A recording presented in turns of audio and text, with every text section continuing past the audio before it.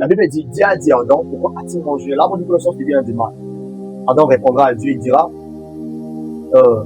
ce n'est pas moi, c'est la femme que tu m'as donnée. La femme à son tour, lorsque Dieu lui posera la question, la femme répondra aussi, ce n'est pas moi, c'est le serpent.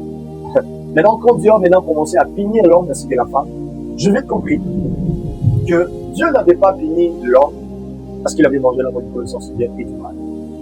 Ouais. Mais au contraire, il avait puni la femme parce que la femme avait désobéi. Mais l'homme, en réalité, sa punition n'était pas liée à sa désobéissance. La punition de l'homme était liée par rapport à l'oubli de sa responsabilité dans le jardin de Dieu. Vous êtes d'accord avec moi? La Bible dit ceci. Lorsque Dieu a créé les ciels et la terre, il a créé le jardin de Dieu, il a trouvé qu'il devait y avoir un gardien. Celui qui devait cultiver le jardin, celui qui devait surveiller le jardin. Et c'est alors qu'il va maintenant former l'homme, il va le mettre comme étant le responsable du jardin, il va le mettre dans le jardin pour surveiller et cultiver le jardin. Donc cela revient à dire quoi? Lorsque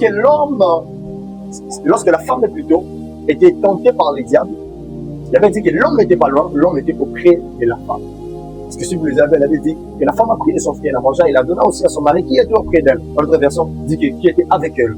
Donc cela revient à dire que l'homme était là lorsque la femme était dans le but. Donc sa punition est liée à son irresponsabilité, parce qu'il était là, il a vu que sa femme était tentée, il a vu que sa femme était proposée à faire ce qu'on appelle la désobéissance. Mais l'homme n'a pas intervenu. L'homme a oublié son rôle. Le rôle de l'homme dans les jardins était d'être comme un sentinelle. Il était censé veiller sur le champ. Il était censé veiller sur la femme. Alors que l'homme, il a oublié sa responsabilité de veiller comme étant un vrai sentinelle. Il s'est laissé être séduit par la conversation du serpent ainsi que la femme. C'est pourquoi lorsque Dieu viendra pour punir l'homme, il ne va pas punir l'homme parce que l'homme avait mangé le fruit. Il va punir l'homme parce que l'homme a assisté et il n'a pas intervenu. C'est ça dans la langue qu'on appelle la non-assistance de personne en danger. La femme était en danger, mais l'homme n'a pas intervenu dans le danger. Il a assisté, mais il n'a pas pu secourir la personne qui était en danger. C'est pourquoi, celui qui conflit là où toi tu étais, dans le lieu des crimes, si tu étais là, tu serais aussi censé être intervenu. Hein. Oui, on peut aussi te juger parce que tu étais là, mais tu n'as pas assisté. C'est pourquoi Proverbe, la Bible dit, c'est lui qui se relâche de son travail et le frère de celui qui détruit. Et celui qui détruit, et celui qui assiste, et celui qui détruit, et celui qui voit l'autre en train de détruire sans intervenir, tous les sont de coupables. C'est pourquoi l'homme ne serait pas condamné, puni parce qu'il avait mangé l'arbre de connaissance du bien et du mal. Mais l'homme a regardé la femme en train de détruire l'humanité, la femme en train de désobéir, mais l'homme n'a pas pu empêcher la femme à désobéir.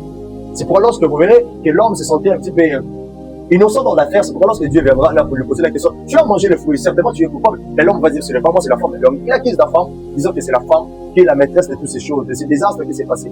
Donc, il s'est innocenté. Alors que Dieu, dans sa logique, il a dit que, oui, c'est la femme qui a fait le mal, mais quand tu étais là, qu'est-ce que tu as fait?